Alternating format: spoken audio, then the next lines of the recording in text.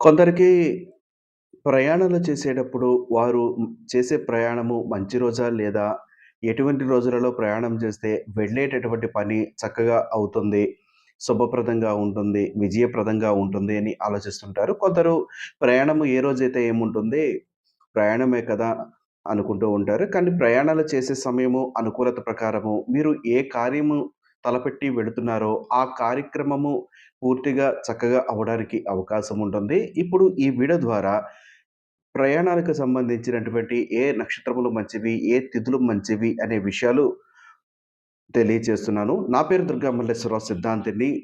శ్రీ రాజరాజేశ్వరి జ్యోతిష నిలయము, నెహ్రూ నగర్, నందిగామ.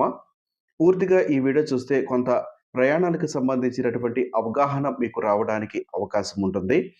ప్రయాణాలు చేయడానికి మంచి నక్షత్రములు తెలుసుకుందాము. అశ్విని, రోహిణి, మృగశిర, పునర్వసు, పుష్యమి, మఖ, హస్త, అనురాధ, మూల, శ్రవణము, ధనిష్ట, ఉత్తరాభాద్ర, రేవతి నక్షత్రములు ప్రయాణానికి అనువైనటువంటి నక్షత్రములుగా తీసుకోవచ్చు. తిథి విషయానికి వస్తే శుక్లపక్షం మరియు బహుళపక్షము నందు విధియ, తదియ, పంచమి, సప్తమి, దశమి, ఏకాదశి మరియు శుక్లపక్ష త్రయోదశి తిథులు మంచివి. ప్రయాణం విషయమై తిథి వారసుల గురించి కూడా తెలుసుకుందాము. తూర్పునకు పాడ్యమి, నవమి తిథులు సోమవారము, శనివారము, జ్యేష్ఠ, ధనిష్ట నక్షత్రములు, తులా లగ్నము, కుంభ లగ్నములు మంచివి కావు. ఈశాన్యము ప్రయాణము చేయడానికి అష్టమి, అమావాస్య పనికిరాదు. బుధవారము, మిథున లగ్నము మంచిది కాదు.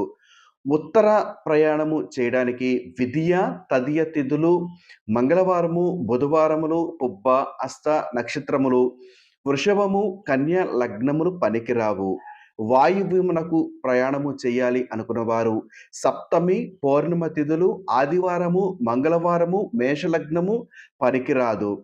పడమర వైపుకు ప్రయాణం చేయాలి అనుకున్న వారు షష్ఠి, చతుర్దశి తిథులు ఆదివారము, శుక్రవారము, రోహిణి, పుష్యమి నక్షత్రములు, సింహ, ధను లగ్నములు మంచిది కాదు. నైరుతి దిక్కుకు ప్రయాణం చేయాలి అనుకున్న వారు చవితి, ద్వాదశి తిథులు సోమవారము, శుక్రవారము, కర్కాటకము లగ్నములలో ప్రయాణము మంచిది కాదు. దక్షిణ దిక్కుకు ప్రయాణము చేయాలి అనుకున్న వారు పంచమి, త్రయోదశి తిథులు గురువారము, అశ్విని, శ్రవణ నక్షత్రములు, వృశ్చిక, మీన లగ్నములు యందు ప్రయాణము మంచిది కాదు. ఆగ్నేయమునకు ప్రయాణము చేయాలి అనుకున్న వారు తదియ, ఏకాదశి తిథులు గురువారము, శనివారము, మకర లగ్నము మంచిది కాదు.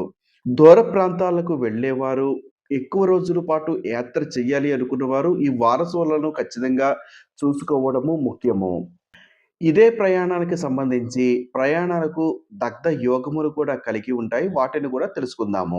శుక్లపక్షము మరియు బహుళపక్షము నందు తదియ బుధవారము, పంచమి మంగళవారము, షష్ఠి గురువారము, అష్టమి శుక్రవారము, నవమి శనివారము, ఏకాదశి సోమవారము, ద్వాదశి ఆదివారము. ఇవి ప్రయాణానికే కాకుండా ఇతర కార్యాలకు కూడా వదిలిపెట్టడము మంచిది.